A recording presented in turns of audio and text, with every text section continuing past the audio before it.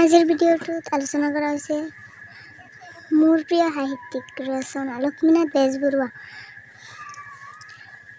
লক্ষ্মীনাথ বেজবৰুৱাদেৱৰ প্ৰিয় সাহিত্যিকৰ ওপৰত ৰচনাটো লিখা হৈছে।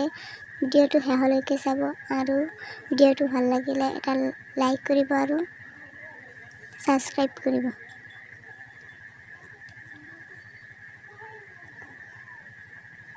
আৰম্ভণি। মই ছাত্ৰ জীৱনত বিদ্যালয়ৰ পাঠ্যক্ৰম উপৰিও কিছুসংখ্যক বাহিৰা কিতাপো পঢ়িবলৈ সুবিধা পাইছোঁ। ইয়াৰ ভিতৰত একাংশ সাহিত্যিক লিখনিয়ে মোৰ মনত গভীৰ ৰেখাপাত কৰিছে। প্ৰধানতঃ এইসকলৰ ভিতৰত সাহিত্যৰথী লক্ষ্মীনাথ বেজবৰুৱাদেৱৰ সাহিত্যৰাজি মোৰ অতিকে প্ৰিয়।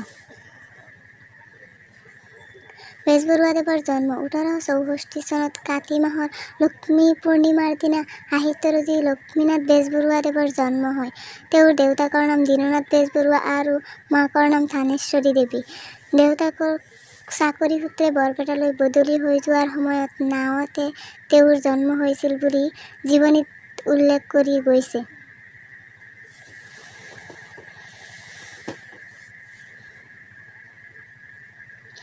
শিক্ষা জীৱন। বেজবৰুৱাদেৱৰ দেউতাক চাকৰি সূত্ৰে এঠাইৰ পৰা সিঠাইলৈ বদলি হৈ থকাৰ বাবে তেওঁৰ পৰিয়ালকো লগত লৈ যাব লগা হৈছিল। ফলত বেজবৰুৱাদেৱৰ শিক্ষা অনুষ্ঠানো বহুকেইখন সলনি কৰিব লগা হৈছিল।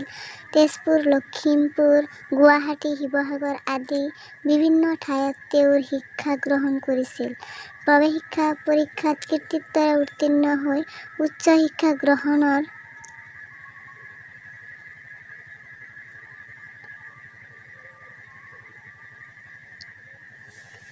বাবে কলিকতালৈ যায়। কলিকতা প্ৰথমে ৰিপন কলেজত তাৰ পিছত চিটি কলেজত অধ্যয়ন কৰি সুখ্যাতিৰে স্নাতক ডিগ্ৰী গ্ৰহণ কৰে। তাৰ পিছত MA আৰু আইন পাঠ্যক্ৰমত নামভৰ্তি কৰে যদিও সম্পূৰ্ণ নকৰিলে। কৰ্মজীৱন। স্নাতক হোৱাৰ পিছত দুবাৰকৈ তেওঁৰ চৰকাৰী উচ্চ পদবী যচা হৈছিল, কিন্তু স্বাধীন যেতিয়া বাবে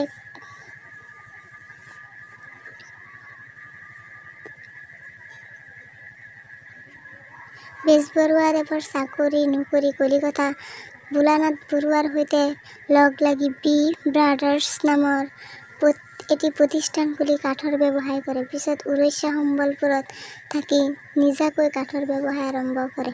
সাহিত্যিক জীৱন। জোনাকী প্ৰকাশিত লিটিকাই নামৰ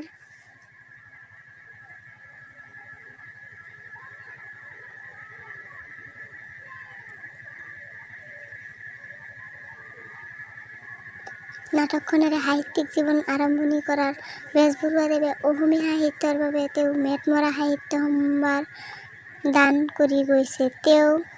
তলত তেওঁৰ দ্বাৰা ৰচিত সাহিত্যৰাজিৰ নামো উল্লেখ কৰা হ'ল। উপন্যাস: পদুমকুঁৱৰী, কবিতাপুথি: কদমকলি, পদুমকলি, বুৰঞ্জীমূলক নাট: জয়মতী, চক্ৰধৰ সিংহ, বেলিমাৰ, হাস্যৰসাত্মক নাটক: লিটিকাই, নুমল পাচনি আদি বহুতো ৰচনা কৰিছে। বেজবৰুৱাদেৱৰ দেৱান। সম্বলপুৰত থাকোঁতে এবাৰ তেওঁ দীঘলীয়া অসুখত পৰিছিল, যাৰ বাবে মাজী ৰত্না বৰুৱাই তেওঁক ডিব্ৰুগড়লৈ লৈ আহে, কিন্তু ডিব্ৰুগড় পোৱাৰ পিছত অসুখ টান হ'ল। অৱশেষত 1938 চনত 26 মাৰ্চত তেওঁক মৃত্যু সাৱটি ল'ব লগা হয়।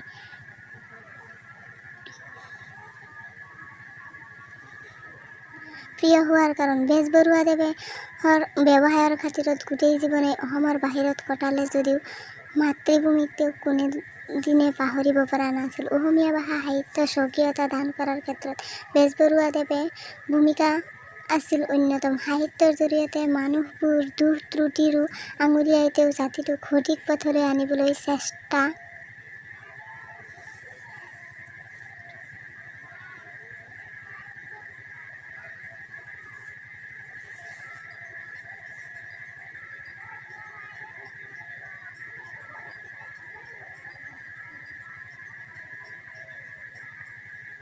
কৰিছিল। তীব্ৰ ব্যংগ আৰু হাস্যৰসৰ আছিল তেওঁৰ সাহিত্যৰাজিৰ প্ৰধান বৈশিষ্ট্য। সেইবাবেই তেওঁক ৰসৰাজ নামেৰে অভিহিত কৰা হৈছিল।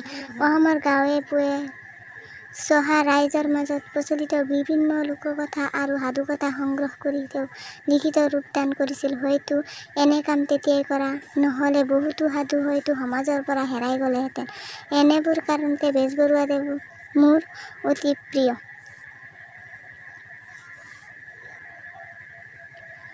সামৰণি। লক্ষ্মীনাথ বেজবৰুৱা অসমীয়া সাহিত্যৰ মুকুটবিহীন সম্ৰাট আছিল। অসমীয়া জাতিৰ জীৱনৰ বাবে তেওঁ কৰ্মজীৱন অমূল্য সম্পদ হৈ ৰ'ব। অসমীয়া জাতি থাকে মানে বেজবৰুৱা থাকিব। চেনেলটো ছাবস্ক্ৰাইব কৰিব, লাইক কৰিব আৰু শ্বেয়াৰ কৰি দিব।